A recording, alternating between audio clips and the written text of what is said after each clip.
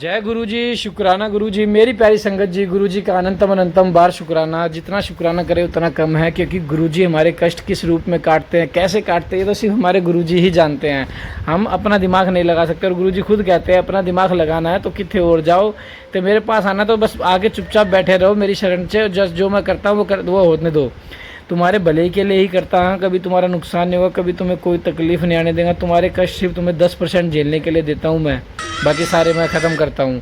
तो संगत जी, इतने प्यारे गुरु जी हैं, तो ऐसे गुरु जी पे विश्वास तो करना बनता ही है। और एक विश्वास ही है जो आदमी को भगवान से जोड़ता है, इंसान को भगवान से जोड़ता है। मतलब आपस में जब विश्वास ही नहीं होगा तो कैसे हम आगे तरक्की कर पाएंगे। तो गुरु जी पे विश्वास रखो और सत्संग को एंड तक जरूर सुने और एक प्यारा सा कमेंट जरूर करें। जय गुरु जी, शुक्राना गुरु जी। जय गुरु जी, शुक्राना गुरु जी, अनंतम अनंतम शुक्राना गुरु जी, सत्संगत जी को शुक्राना गुरु जी। गुरु जी के चरणों में बैठकर मैं ये सत्संग रिकॉर्ड कर रही हूँ। मैं दिल्ली से हूँ और मैं पहले भी सत्संग भेज चुकी हूँ, जो गुरु जी की मर्जी से जब वो चाहेंगे जब शेयर किए जाएंगे। मैंने अपने पिछले सत्संग में बताया था कि गुरु जी के मैसेज आते थे कि बेटा तेरे पे ब्लैक मैजिक है। जिन जिन ने ब्लैक मैजिक करे थे उन सब के चेहरे भी दिखाए। गुरुजी ने जो जो उपाय बताए वो किए। गुरुजी ने काली माता पर चुनरी चढ़ाने को कहा, हनुमान जी के 7 मंगलवार को लड्डू चढ़ाने को कहा, 7 शनिवार को 7 बार हनुमान चालीसा पढ़कर आने को कहा। तो संगत जी, चुनरी चढ़ाने का और जो हनुमान जी और गुरु जी को जो लड्डू चूरमे का भोग था वो तो मैं कर पाई, लेकिन गुरु जी की इच्छा थी मैं 7 शनिवार तक हनुमान चालीसा नहीं कर पाई। जब तक गुरु जी ने करवाया 4-5 उतने कर लिए थे। गुरु जी ने कहा कि शीतला माता पर पीली चुनरी चढ़ाओ, साथ में कुछ ठंडा शरबत माता रानी को चढ़ाओ। तो संगत जी, मैं जब पहली चुनरी चढ़ाने गई तो मैं छोटी चुनरी ले गई और शरबत चढ़ा कर आई। संगत जी, घर आते आते मेरे इतनी तेज़ सर में दर्द हो गया, बहुत तेज़ सर में दर्द हो गया। संगत जी, हमें ये लगता है कि हमने गुरु जी का कहा माना और हमने ये काम किया, लेकिन फिर भी हमारा काम नहीं बना।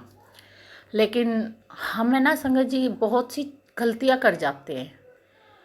जो देवी देवताओं के काम होते हैं ना, उन्हें बहुत ध्यान से करना चाहिए।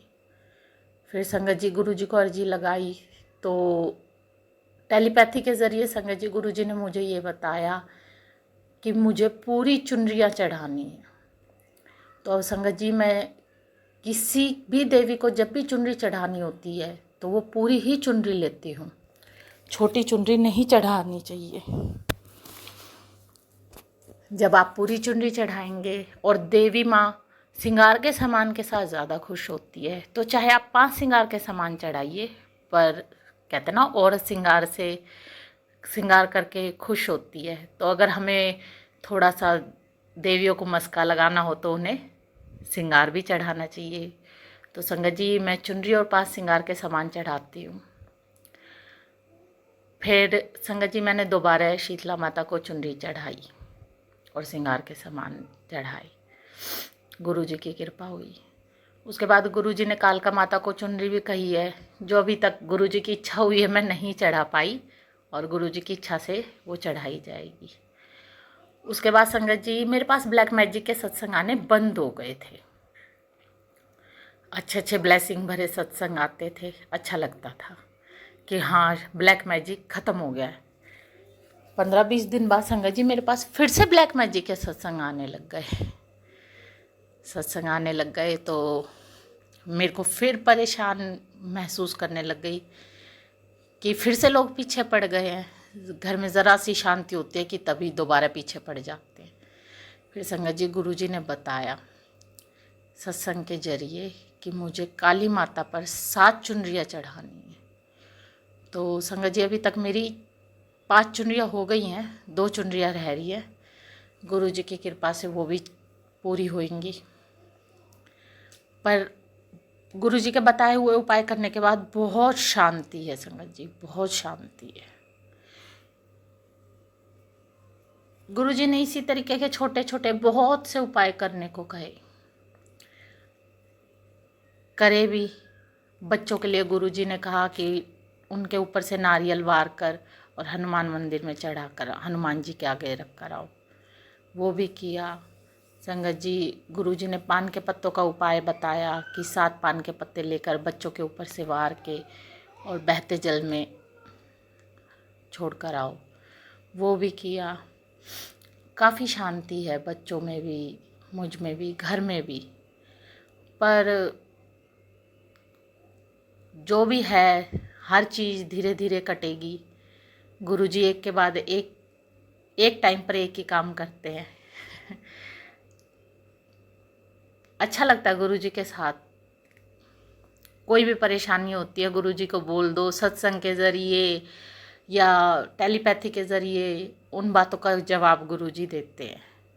गुरुजी के मैसेज आ रहे थे, मैं बेचैन हो गई कि गुरुजी कितने दिन हो गए, कितना कुछ आपने निकाल दिया, कितने उपाय करा लिए, फिर भी सब कुछ ख़त्म ही नहीं हो रहा। कभी कुछ कभी कुछ कभी कुछ आगे आ ही जाता है। तो गुरुजी का मैसेज आया कि पुत्र हाथी लंघ गया, बस हुण पूछ रहन दी है। तो गुरुजी वो पूछ भी बड़ी भारी निकल रही है, तो कृपा करिए और उस पूछ को भी निकालिए। फिर संगत जी, मेरी नानी सास हैंगी, मेरे नाना जी नहीं हैं, मेरे मामा ससुर भी नहीं हैं। मेरी सासर 3 बहनें हैं, छोटी छोटी। दो मतलब कि मेरे मामा ससुर जो हैंगे वो पैदा हुए थे और छोटे छोटे ही थे, वो हट गए थे। उसके बाद मेरी मामा ससुर ना होने की वजह से मेरी मौसी सास मेरी नानी सास के पास आकर रहने लग गई। उसके बाद मेरे मौसा जी भी मौसा ससुर भी एक्सपायर हो गए। फिर वो वहीं नानी सास के पास ही रहती हैं। फिर मेरी मौसी सास की जो बड़ी वाली लड़की है, जब उनके हस्बैंड भी एक्सपायर हो गए तो वो भी मेरी नानी सास और मौसी सास के पास ही आकर रहने लग गई। तो उनके ऊपर जो दुखों का पहाड़ टूटा है ना संगत जी, अगर कोई सुन ले तो कह दे कि बहुत बहुत दुख झेले हैं। इतना शायद हम झेलते तो हम बचते ही नहीं। पर भगवान की कृपा है, कोई शक्ति है जो उन्हें उन दुखों से लड़ने का साहस देती है। तो गुरुजी को संगत जी मैंने अरदास लगाई थी कि गुरुजी देखो वहाँ पर क्या परेशानी है, क्या दिक्कत है, कौन है जो पीछे पड़ रहा है, जो उनके घर में आदमियों को रहने ही नहीं देता। मेरी नानी सास मौसी सास को अपने पड़ोसियों पर कुछ डाउट था, क्योंकि इनके मंदिर है नानकी माता का। तो संगत जी जो माता का मंदिर है ना, वो माता के मंदिर को कुछ ज़मीन मिली हुई है। तो वो जो दूसरे हैं वो उसके ज़मीन के हकीकी पूरी ज़मीन के बनना चाहते हैं। आधी ज़मीन उनके पास है, आधी ज़मीन मेरे नानी सासर के। तो सबको यही डाउट था कि भाई ये ज़मीन के चलते ये करते हैं कि इनके घर में जब कोई रहेगा ही नहीं मंदिर में जोत बत्ती करने वाला, तो फिर ज़मीन हमें ही मिल जाएगी, मंदिर हमें मिल जाएगा, ज़मीन हमें मिल जाएगी। तो सबको उन्हीं पे डाउट था। संगत जी गुरुजी को अरदास लगाई, कई दिन हो गए। एक दिन आंख बंद करे गुरुजी का मंत्र जाप कर रही थी। संगत जी एकदम से आंखों के आगे एक बहुत भयानक चेहरा आया और मैं डर गई। और मैंने पूछा गुरुजी ये क्या है?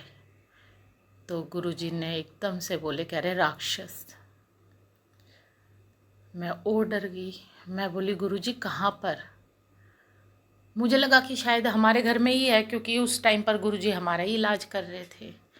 फिर एकदम से गुरुजी ने मुझे मेरी नानी सास का घर दिखाया, चूड़ीना का। तो संगत जी जब मेरी नानी सास का घर दिखाया और ले जाकर उधर मंदिर में खड़ा कर दिया, और फिर मुझे बताया कि जो यहाँ पर ये समाधि है इसके नीचे राक्षस को मार के माता ने गाड़ दिया था, और वही राक्षस है जो यहाँ पर किसी को बसने नहीं देता। तो संगत जी पहले मेरी नानी सासर उस मंदिर में ही बगल में मतलब कमरे वगैरह बना रखे थे, वहाँ रहती थी। तो उन्हें किसी ने कहा आप ये जगह छोड़कर थोड़ा हट के मकान बनाइए। तो मेरी मौसी सास जब थी, उनका लड़का छोटा था 3 साल का, उस टाइम पे बना दिया था। पर फिर भी ऐसी नेगेटिविटी जो चीज़ें होती हैं वो तंग तो करती हैं संगत जी। फिर संगत जी काफ़ी टाइम हो गया, 1.5 महीना सारा हो गया, मैं मेरी दीदी से पूछती रहती, उनको बताया सारी बात, गुरुजी का स्वरूप भिजवाया, जल प्रसाद देने को कहती। तो दीदी से पूछती, दीदी सत्संग में कुछ आया, दीदी सत्संग में कुछ आया। दीदी कहती नहीं, मेरे पास तो पुरानी संगत के सत्संग आते हैं, ब्लेसिंग वाले। मैं एक दिन गुरुजी से बोली कि गुरुजी क्या बात है, आप दीदी को कोई भी उपाय नहीं बता रहे हो। तो संगत जी कुछ दिनों बाद गुरुजी ने टेलीपैथी के ज़रिए मेरे दिमाग में डाला कि जो वहाँ मंदिर में जो माता है उनको चोला चढ़ेगा, उनको चोला चढ़ेगा। फिर धीरे धीरे संगत जी गुरुजी ने दिमाग में डाला कि माता रानी को पूरा 16 श्रृंगार चढ़ेगा और सारा सामान तुझे यहीं से ले जाना पड़ेगा। मैं संगत जी फिर जून के महीने में गई। तो संगत जी मैं कोई 14-15 जून को गई थी। तो संगत जी मैं माता रानी का सारा श्रृंगार, सारा चोला, चुनरी, मुकुट सब कुछ लेकर गई। गुरुजी ने बताया कि माता रानी को श्रृंगार चढ़ेगा, उनके कड़े प्रसाद का भोग लगेगा, जोत जुड़ेगी। फिर संगत जी ये काम किया और गुरुजी की कृपा हुई।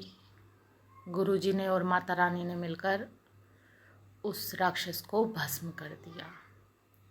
उसके बाद भी संगत जी उस मंदिर में बहुत नेगेटिविटी मिली, बहुत ज़्यादा। अब सोचे संगत जी, जहाँ एक राक्षस रह रहा था तो वो तो अपनी फ़ौज तैयार करेगा ही, पर गुरुजी ने और माता रानी ने मिलकर मंदिर का 90% तक सफाई कर दी। मुझे फिर आना पड़ गया। मैं जब आई उससे पहले गुरुजी का आदेश था कि मंदिर में सत्संग करना है। तो संगत जी हमने मंदिर में सत्संग करा, अच्छा लगा। उस मंदिर की एक खासियत और थी संगत जी, उस मंदिर में कोई भी जाता था ना, चाहे दिन में जाए चाहे रात में तो कोई जाकर मतलब कि राज़ी नहीं होता था। आप जब भी कभी मंदिर में जाओगे तो आपको क्या फील होता है, क्योंकि जहाँ पर भगवान होते हैं वहाँ पर एक शांति, एक ऑरा महसूस होता है। पर संगत जी वहाँ पर लोगों को दहशत महसूस होती थी। हर इंसान जो भी जाता था ना, जाता था, लेकिन हर किसी को डर लगता था। कहता था मंदिर में अकेले जाने की दिन में भी कोई हिम्मत नहीं करता था। और गुरुजी ने कृपा करी, बहुत कृपा करी। जो इतने सालों पुराना, शायद कोई 200 सालों पुरानी चीज़ थी संगत जी, वो गुरुजी ने उसे ख़त्म करा। आज तक कभी किसी ने ये बात नहीं बताई थी।